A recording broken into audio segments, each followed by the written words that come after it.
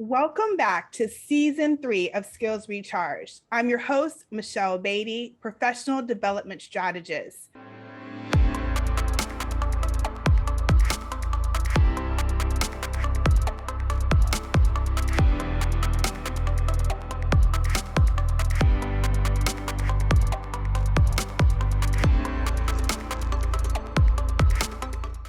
During episode 2, the conversation continues with clinical professional counselor and certified career coach, Catlin Magidson. Catlin, welcome to the Career Tipper podcast. Thanks so much for having me. I'm excited to talk today. I'm so excited to have you here too. Please tell the listeners about yourself and what you do with your work. Yeah, sure. Well, so thanks for the introduction. Yeah, I'm a licensed clinical professional counselor, which means that I do one-on-one therapy with individuals. I have a master's in mental health counseling from Johns Hopkins University. I'm also a certified career coach, so I also help people who are going through career changes or even maybe who have gotten a new role in a leadership position and they're wanting to better understand themselves and how they can be a better leader and show up. So in my private practice, I provide individual therapy, individual career and executive coaching. I run some groups. I'm doing a lot of my work online this year. So it's a good field to be in. It's really rewarding and I really love the clients I get to work with. It's very clear you enjoy what you do in your posts, in your video clips. Yeah, very sincere about what you do, for sure. Yeah. During this episode, I'm really excited that you're going to share your insight into overcoming career grief, which is something that so many people are battling with, and tips to develop and practice the mental wellness that will help professionals keep their skills recharged, competitive, and hire ready. Because I'm all about this season keeping your stride. And I definitely think mental well-being is a skill and that it definitely needs help being developed. I'm really excited for you to share your journey about how you got to this point of combining psychotherapy and career coaching services with your clients. Will you please share with us that? Yeah, sure. Well, yeah, I love learning about psychology, mental health, like what's happening in our internal world. So I am a human being just like everyone else. And so I think understanding myself and understanding my strengths, my interests, my values, my preferences when it comes to the world of work has brought a lot of joy and satisfaction for me, kind of knowing myself and then being able to grow myself professionally. And mental health, we all have a brain, right? And our brain is connected to our thoughts, our feelings, our behaviors. So for me, it's been really interesting to just understand how people work and sometimes how we get stuck because of our past, and how we can be more self-aware to regulate our emotions so we can feel better in relationship with ourselves and with others. So I'm just really interested in mental health in general, and that's why I studied mental health. And then I love all things career development. So it's kind of a sweet spot to merge these two worlds because we show up, at work in our relationships. So I think it's important to find a sense of self in the world. So I love learning about that and helping others through their journey. Oh, that's awesome. Now, everyone reacts differently to situations. And I know the pandemic has been most likely the most stressful experience for so many throughout their career. So what would you say to a listener that maybe on the fence about adding therapy to their wellness plan? They might I got this, I'm strong, or they might feel too prideful, or, oh, that's not for me. I mean, I'm sure you've heard everything. So what's your insight on that? Sure. Well, I think mental health is, there has been a lot of stigma around mental health. What does that mean? But I think especially with the pandemic, I think that it's kind of normalized the reality that we all do have mental health and that there are stressors in our lives that affect how we feel and how we show up. So I feel like it's kind of been an equalizer in some ways because everyone's been able to say, hey, things are hard. I think a lot of times we try to show up and look like everything's just fine. And the reality is that life sometimes is hard. I think sometimes people think that therapy is what you do when you're in crisis only. And people might say, well, I have a lot of things going for me. I've got a job, I have a relationship, but you don't have to go to therapy when you're in crisis. You can go to therapy when you're trying to make a big decision in your life. Maybe you're trying to become more self-aware. Maybe you want a safe kind of sounding board, third-party space to talk about some of your goals, or maybe manage some symptoms of anxiety or depression. So you don't have to be in crisis to invest in yourself and talk things through. I go to therapy, and I wish I started before I started going. I went pre-pandemic, so I was already on the bandwagon, but it was a definite positive game changer for me. And I definitely believe that I definitely had stigmatized thoughts about it. So, which is one of the reasons why I wanted to have the conversation with you, because I think it's important. I just want to talk a little bit more about privacy and stigmatized concerns that people may have, and why some are open to having a therapist and a counselor. And then I know, like, for those that have the privacy and stigmatized concerns, some are going more with the robotic aspect of it, like through artificial intelligence. And I would love for you to share more insight, so the listeners, those that may already know or may not know, can be more familiar with their options of therapy, because therapy, I'm learning, is in all different capacities.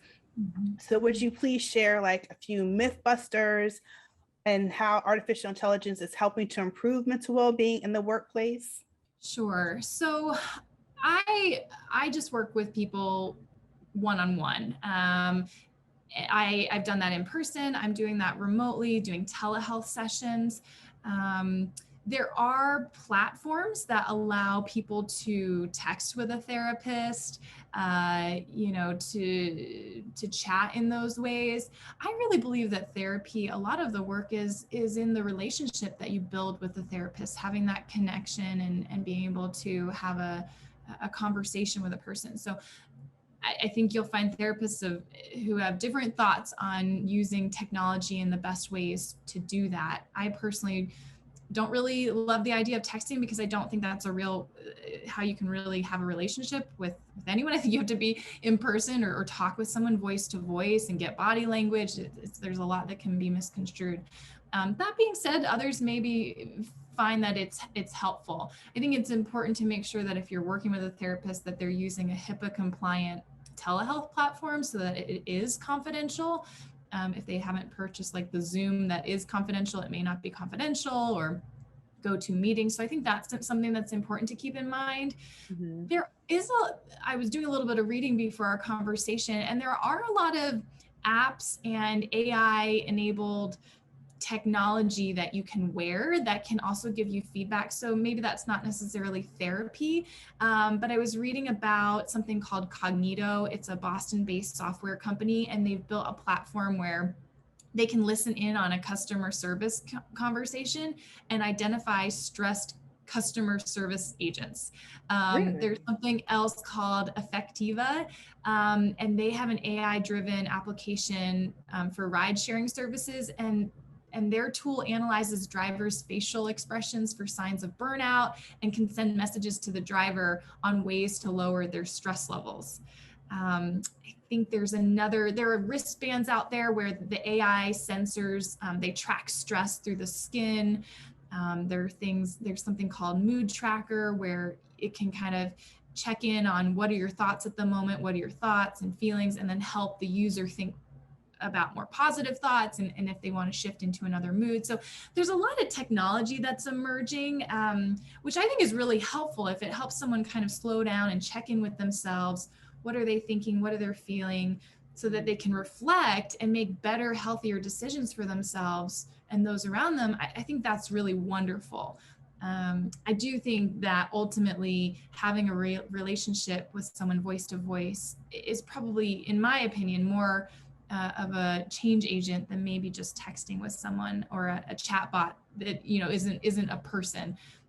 So I know that technology is emerging even faster than I can even keep up with it. So I'm sure there's more people could research about it. It's fascinating. I like the one-on-one. Mm-hmm. It's been very insightful, and I always walk away with food for thought. Mm-hmm. Yeah, it's been good. So yeah. I like to zone in a bit more on career grief and what are examples of career grief. Many are suffering from career grief and they may not even be aware of it. So, could you share some of that? Yeah. Well, I think so. When we think about grief, sometimes we might think of like the loss of a loved one, or, we think about death. Grief is any type of loss that we experience. So, certainly during the pandemic, there's been a lot of change and loss, whether that's been the death of maybe a colleague or a loved one. Maybe, there have been changes in your department. Maybe you wanted to get a promotion and that opportunity is no longer there. There can be a sense of loss or even ambiguous loss if there was something that you wanted and it's no longer available to you.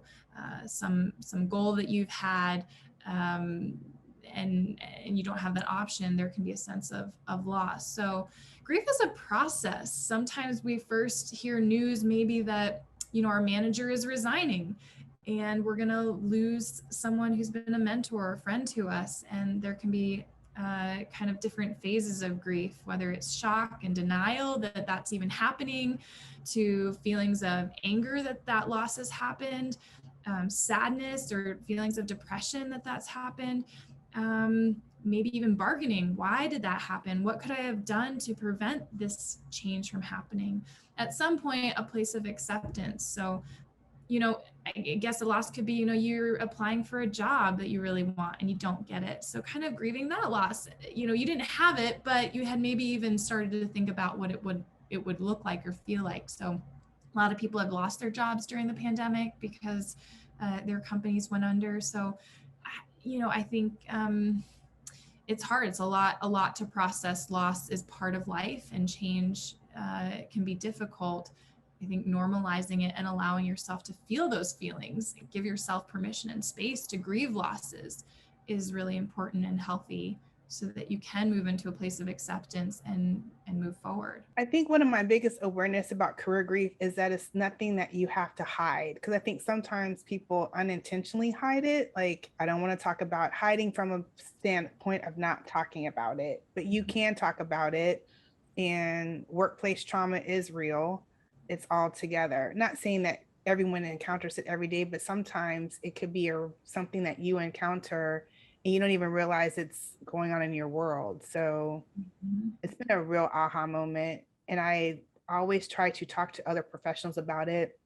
And it's always interesting to hear their feedback on what career grief is for them. That's why I wanted you to talk about it, because I know it resonated with me so much. It might just resonate with someone else that haven't possibly made the connection. So thank you for sharing that. Mm-hmm.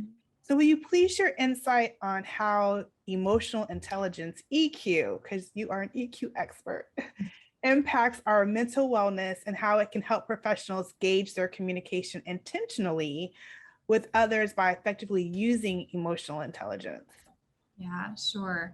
Well, I think we hear the terms IQ, intellectual quotient, and EQ. I think that emotional intelligence, EQ, is probably more important than even IQ, because companies can teach skills, IQ, but being able to teach self-awareness, ability to regulate your emotions, empathize with others, these social skills are really so important in the workplace. So emotional intelligence is really about the capacity to be aware of and control and express your own emotions, and to handle interpersonal relationships in appropriate, productive ways. So it's a real skill if you're able to identify, what am I experiencing inside myself right now? Am I feeling anxious? Am I feeling angry?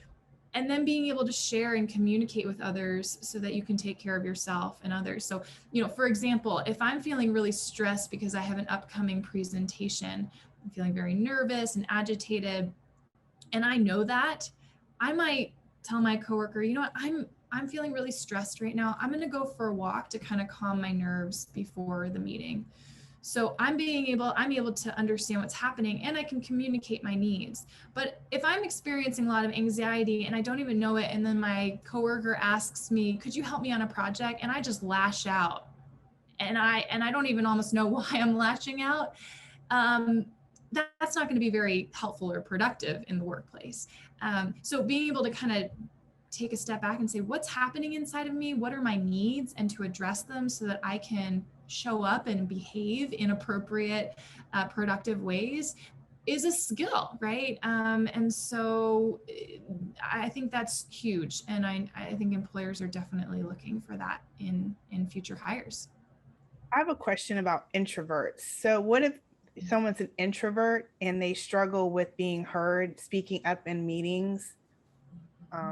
They might have great ideas, but it could be just wanting to make sure their opinion is heard, their perspective is heard, and they're constantly overtalked by someone else. How could someone in that situation handle that? Yeah, that's a great question. I think it might be appropriate maybe after a meeting to have a separate conversation with that individual. If there is somebody specifically who's, cutting you off or talking over you, you may just share that, I wasn't feeling very heard in our meeting today, and I'd like to share a couple of talking points in our next meeting. Could you support me in that? Or, to name it. Because if you hold on to it, that builds resentment and you don't, meet your goals. So whether you're an extrovert or introvert, you can be extremely emotionally intelligent.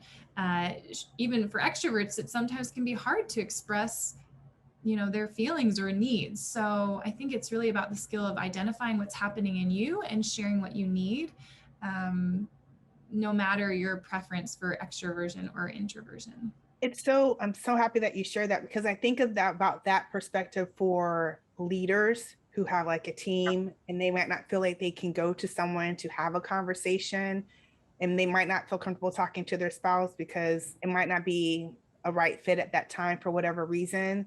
How could they navigate that sentiment without, like you said, eventually turning into like a teapot and lashing out at someone? How could they process that?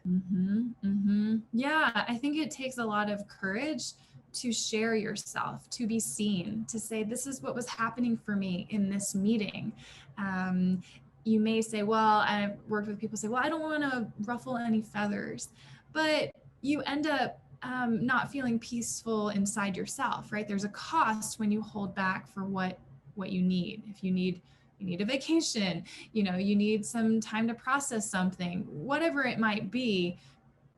If you don't voice your needs and your experience, then ultimately it's going to be it's going to take a toll on your own mental health and internal kind of well-being. I love it. Fight for your peace. Yes. Indeed. Caitlin, what are a few of your favorite productivity tools? Because I'm sure everyone's always, I know I am always trying to make sure I'm productive as possible. I'm always like, what are some of your productivity tips? So, what are some tools that you use to keep yourself productive? Yeah. Oh goodness. I'm sure there are so many out there. I'm thinking about like automation, like what makes it easier, because I'm always getting so many emails. So I really like the feature on my website, on my contact page, Calendly. It's very helpful.